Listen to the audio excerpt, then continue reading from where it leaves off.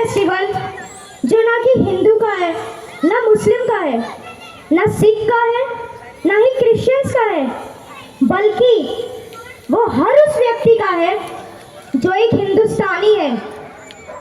तो चलिए आज कुछ बातचीत करते हैं जो हमारे बच्चों के लिए कॉन्स्टिट्यूशन में लिखी गई है। सबसे पहले मैं सैल्यूट करना चाहूँगा हमारे कॉन्स्टिट्यूशन के ऑनरेबल मेंबर्स को जो आर्टिकल 14 को पूरा फॉलो कर रहे हैं। कैसे बताता हूँ। तो यहाँ पर इतने बड़े बड़े लोग बैठे हुए हैं, पर हमारे मेंबर्स ने हर बच्चे को, चाहे वो 3 साल का हो, चाहे वो 5 साल का हो, या चाहे वो 10 साल का हो, हर बच्चे को स्टेज पे आने का मौका दिया, which is article 14 of our constitution. तो साथियों, समानता का अधिकार सबको मिलना चाहिए, चाहे वो कोई छोटा बच्चा हो या कोई और। अब आगे बढ़ते हैं। हमारे मेंबर्स को पता है कि आर्टिकल 19 हमें क्या देता है। फ्रीडम ऑफ स्पीच, मतलब बोलने का अधिकार। हमारे स्टेज पे सब लोग आ रहे हैं, चाहे कोई छोटा बच्चा हो, बड़ा हो, मेल हो या फीमेल हो, सबको स्टेज पे आकर बोलने का मौका दिया है, which is article 19 of our constitution.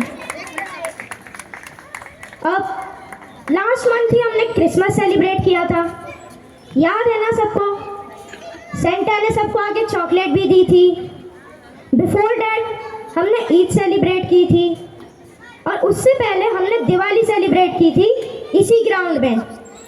मतलब हमने सभी फेस्टिवल सेलिब्रेट किए, which is article 25 of our constitution. कैसे?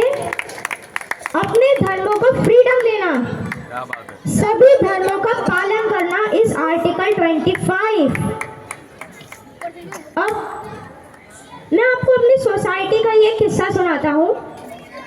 शेट्टी अंकल यहाँ पे बैठे हुए हैं। उन्होंने सोसाइटी सेफ्टी के लिए 2 गार्ड रखे। एक उनके गांव का था, तो उन्होंने उसको ज़्यादा सैलरी पे रखा, और दूसरे गार्ड को कम सैलरी पे रखा।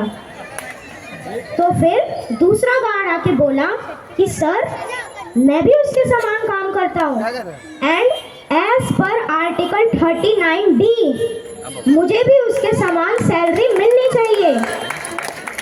अंकल ने उसकी इंटेलिजेंस देखी और बहुत खुश हुए, और अंकल ने उसको गिफ्ट भी दिया और उसकी सैलरी पहले वाले गार्ड की तरह बराबर कर दी। तो दोस्तों, ज़्यादा समय ना लेकर मैं अपनी स्पीच यहीं ख़त्म करूँगा।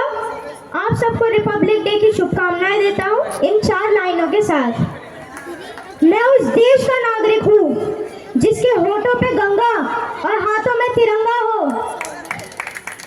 वो देश जो कभी सत्यम शिवम सुंदरम, कभी वंदे मातरम, कभी पंजाब सिंध गुजरात मराठा द्राविड़ उत्कल बंगा है। वो देश जो हर ठुकराए हुए की शरण स्थली बन जाता है, और 7 समुंदर पार परदेशियों को भी ब्रदर एंड सिस्टर कह के बुलाता है। यही प्रेम की पूज्य भूमि भारतवर्ष कहलाता है। यही प्रेम की पूज्य भूमि भारतवर्ष कहलाता है। जय